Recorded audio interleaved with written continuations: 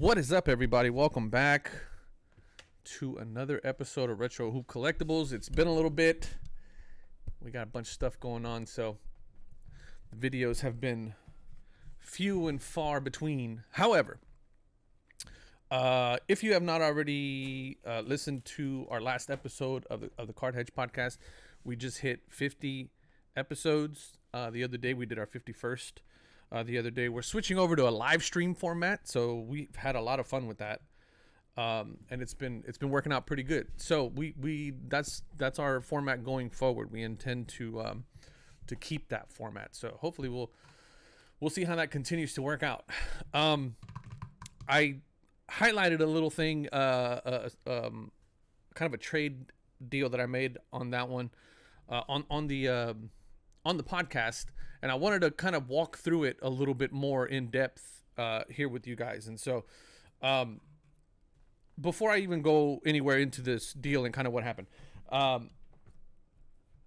yes, I own a piece of Card Hedge. Card Hedge has been contracted by Arena Club to provide them data for their platform and their website. So all of the comps and everything that you see there, it's all provided by our API. So there is a business relationship there with them. I also have an affiliate link with them, which is down below. So if you want to sign up with Card Hedge, you can do that. So I just want to preface that because people get so worked up whenever I'm bringing up these aspects of Arena that I like, and I'm explaining them thoroughly and giving you my reasons for liking these things. And then people just want to crap all over it. They're like, oh, yeah, well, you're just a talking piece for them. No, I wouldn't have been a talking piece for them even if they didn't. The platform works really well, and I'm going to explain to you why. So I'll hop over to this offer, right, that I received. So this was, I believe, like earlier this month. Today's February 9th. I want to say this happened like a week ago. Somebody sent me this offer. Okay. And I submitted a bunch of cards to Arena Club when they had their $5 special, where you can basically get it graded, get it vaulted, and have it on on their blockchain and in your showroom for $5 a card. I don't think they have that going on right now. I think it's like $10 a card. I'll have to check. But anyway, and I submitted a gang of cards, just a bunch of cards that I myself had no attachment to them, but they were good cards of good players at the time. And so my showroom is full of stuff like that. Stuff that I'm willing to sell for half of comps, cards that I don't really care about in terms of me being a collector of that player or that team or that sport.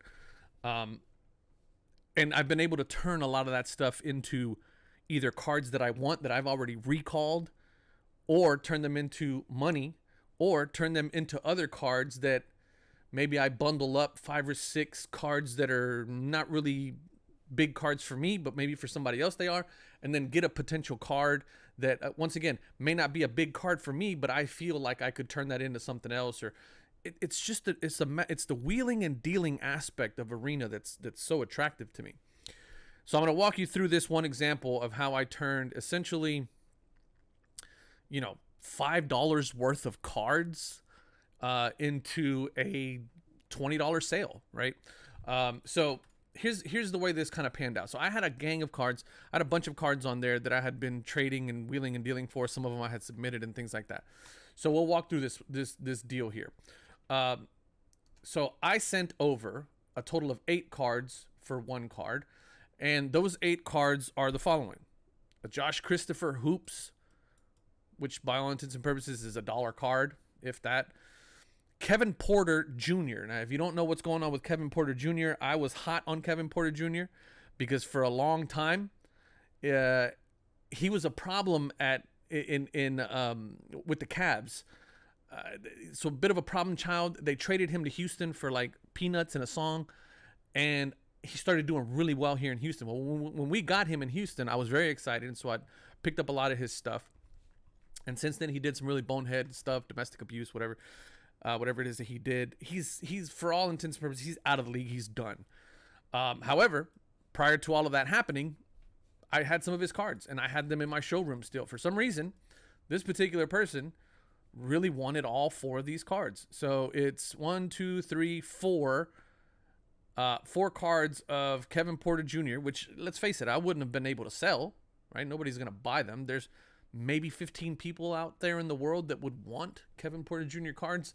It just so happens that one of them was on Arena and wanted all of mine. Not a problem. I'll give them to him. Christian Wood, again, 2020, 2021 card. Christian Wood's rookie cards are like 2015, 2016. There's only like 2 of them out there. So these, again, not really a whole lot of value there. Great grades, right? 9.5s, 9.5s, 9.5s, 9.5s. A Clint Capella card from 2017, 2018. Again, probably $1 card, if that. And then a Devin Booker card. This is 18-19, I think it was, if I'm not mistaken. 19-20. Again, not a very big card. I mean, I don't think that card's going to do that well, in my opinion. It meant nothing to me, so it is what it is.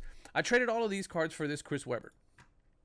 And this Chris Webber card, I then turn around, I want to say maybe about 5 or 6 days ago, or 2 or 3 days ago, and sold it for $29. No, wait, where is it? Actually, I sent that offer. Yeah, $29 or $20. Sorry, I turned around, sold that card for $20. So this all happened within a 3-day time span, right? I traded all these cards for that one Chris Webber. The Chris Webber, I sold it a couple days later for $20. I basically turned, I'd say $5 to $8 worth of cards into $20 bill. The beauty of all of this, I didn't have to do anything, right? I didn't have to ship anything. I didn't have to buy anything. I didn't have to meet anybody. I didn't have to go anywhere. I did it all from my phone. I did it all from my phone. And once the transaction's executed, they execute immediately. They go from my showroom into the other guy's showroom in a snap. I get my money. It hits my account a couple of days later. It goes right into my bank account because I set up all my stuff on Arena. It's just a great way to buy, sell, but more importantly, trade and trade up. I know a lot of us, especially those of you who are really active in either like breaking wax or trading, like if you're actively trading, maybe somebody throws something in that you don't really care about, but it kind of sweetened the deal. So you're like, all right, cool, I'll do the trade. And so now you got these oddball cards of players that you don't really follow. They're not PC cards, but maybe you got them as trade bait or something like that. Sending all that stuff to Arena, especially if it's graded, because for free they will vault and put your cards in your showroom if they're graded cards, and you can build a nice little showroom. And whenever you do your wheeling and dealing and you want to recall some of these cards back, it's $1 a card to recall them. I think I recalled like 30 cards about a month ago. I think it came out to like $40 with shipping and everything. So it's not that. It's just a great tool. So this is just one example. I have several of examples like this, but I felt like this was a really good one because of the timing and how it happened. It was quick, as well as how oddball those cards were. Because let's face it, it's Kevin Porter Jr., it's Christian Wood, it's Josh Christopher, and then the one Devin Booker is the one that's probably worth a few bucks. They meant nothing to me. I don't PC Devin Booker, and the rest of them were just kind of dollar cards. I got to imagine that the guy that traded me that Chris Webber, the guy wasn't a fan of Chris Webber. Even though it was a $20 card, $30 card, it meant nothing to him, right? And that's the beauty of trading, is when you can trade things that, yeah, okay, monetarily they may be worth something, but in all actuality, you have no attachment to them. And I think that's where Arena really shines. So, yes, okay, if this video was a bit of a commercial, call it what you want. I wanted to highlight that because these situations happen all the time.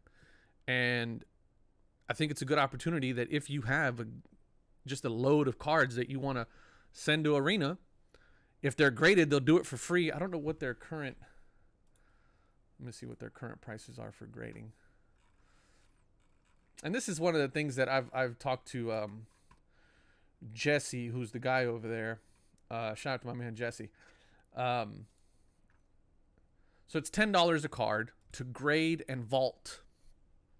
You send in your card, they'll grade it for you, and they'll vault it for you. It shows up in your showroom, and then you can wheel and deal it. But it's free to send in graded cards. So if you're sitting on a stack of graded cards that you don't really know what to do with, you can send them out to SGC, and they will vault them and put them in your showroom for free so that you can wheel and deal them and sell them and do whatever you want with them.